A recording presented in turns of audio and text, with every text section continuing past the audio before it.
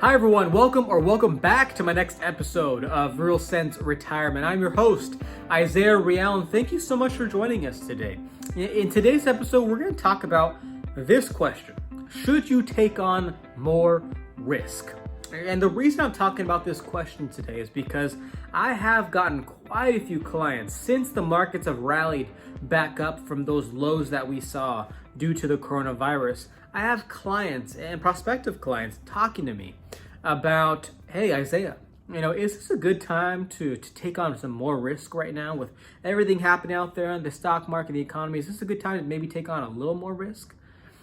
I've gotten that question quite a bit. And so I equate this question to the Roulette Syndrome. And I made this up. It's not, this is my own theory. We go to the roulette table, right? And we have $10. Well, you put $5 down on black. The ball turns to red, you lose the $5. You have another $5, and then you have the last $5 remaining of that 10. You put it down again on black. Well, the ball goes to red. You've lost it now. So now you have to take out more monies.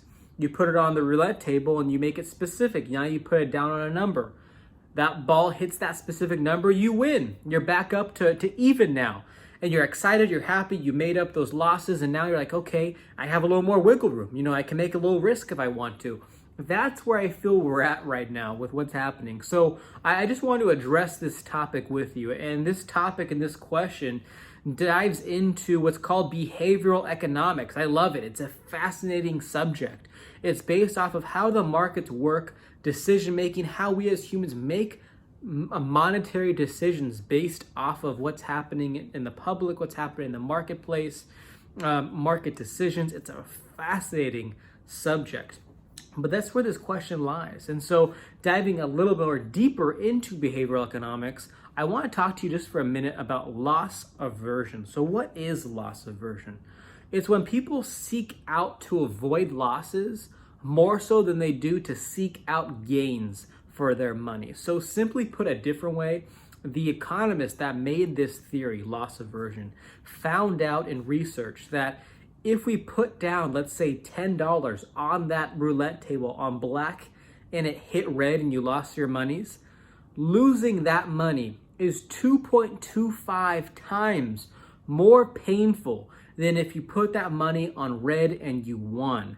So the fact of losing is 2.25 times more painful to you than if you made monies. And so that's an important thing to think about, because if you're thinking of taking on more risk, yes, the reward is there and you may hit and make monies for your portfolio or for your account.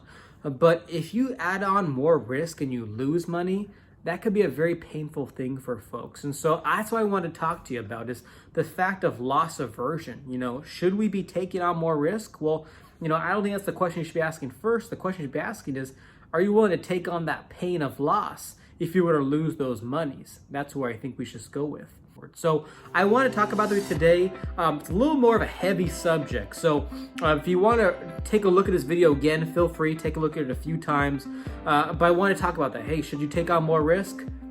Take a step back. Ask yourself, are you willing to take on the pain if you were to lose those money? So I look forward to talking to you again soon. Thank you so much.